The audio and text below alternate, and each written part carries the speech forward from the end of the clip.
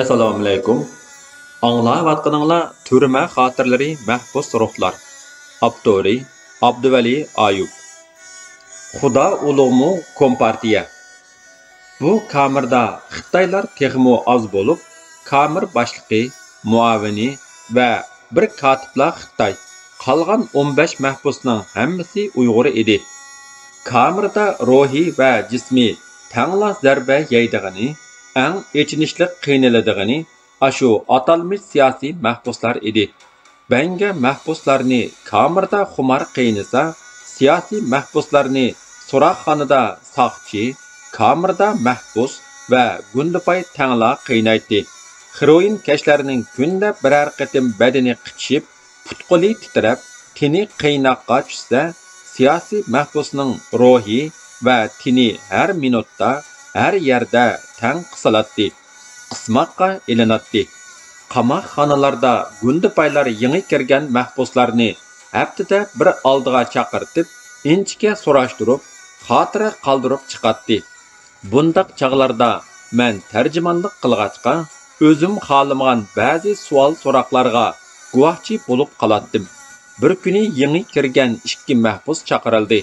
Biri heroin, yana biri atalmış qonunsiz diniy kitob o'qigan, tarqatgan va saqlagan bo'lg'ach tutilgan ekan.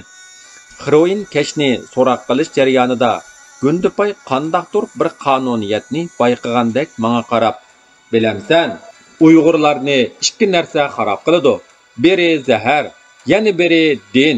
Bo'libmi eng yomoni din. Din degan Uyg'urlarni asabiylashtiradigan zahar bo'lmay nima? Markes dinni apyon degan ekan. Uyg'urlarning ahvoli hozir apyon chekib xarob bo'lgan bir to'p bangilardan farqlanib ketmaydi. Qara, bu ikki Uyg'ur mahbusni ikkilisi zaharlangan. Biri dindan, yana biri zaharlik chekimlikdan. Bo'libmi dindan zaharlangan Mao Daraza o'zi zaharlanganni ozdab, boshqalarni mo zaharlamoqchi bo'lgan texi, dedi. Gundupay meni qiynayotdi. Ha desam vijdonimga, yo'q desam qamoq qoidasiga xilof edi. U mening ziyoliligimni bilatdi.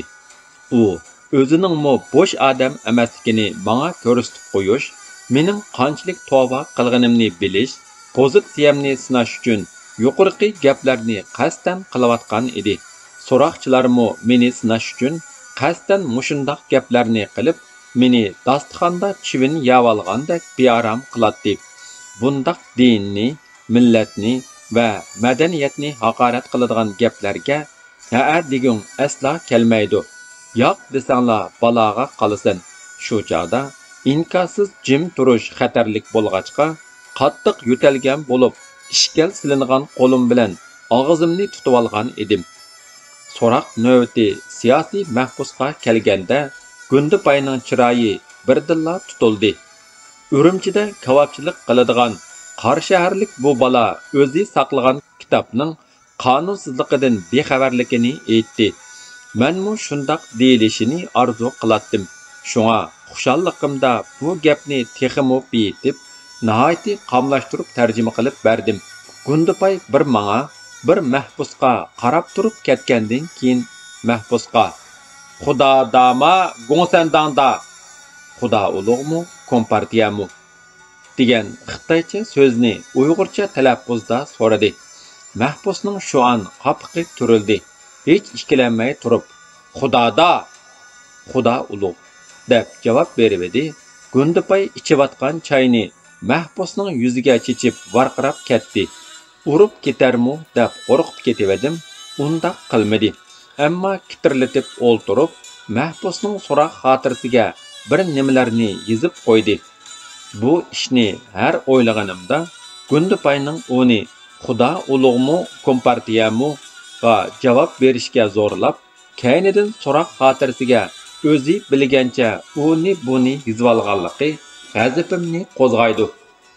Qamoqdagi Gundupaylarning xizmat darajasi delo pash qilganligi bilan yuksaladigan, qancha ko'p pash qilsa shuncha o'sadigan bo'lg'achqa, ular mahbuslarni ishxonasiga chaqirib suhbat qilgan bo'lib, delo pash qilishga aldiraydi.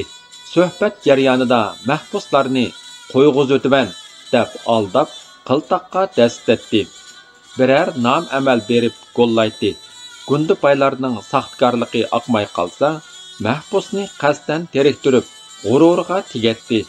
Birer ig'iz haqarat bilan g'azablantirib, og'izdan chiqib ketgan gapni yezavilib, xizmat ko'rsatgan bo'lib foyda olatdi. Qarshahirlik inimiz kamirga kirgandan biri qo'liga silingan ishkalni putiga silingan kishanga chetib qo'yishgan edi. Kishan uning o'shqini zida qilib, yeriltivatgan bo'lsa-mu, dora berilmadi. Kunda yeringni qo'limda siqib chiqaratdim. Kamir yering qurab ketdi, deb qo'dirashgan ovozlar bir vaqtcha besilmaydi.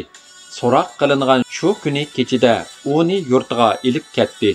Bechara put-qo'li bo'shlagandan keyinmi, darhol o'ri bo'lolmay, kamirdan o'miligan peti chiqib ketgan edi. Igiz bo'yliq, ko'zlari cho'nqur Qarshahirlik inimizning ismi esimdan ko'tarilib qopti. Esimda qolgani uning Xudo ulug' degan mardona ovozi.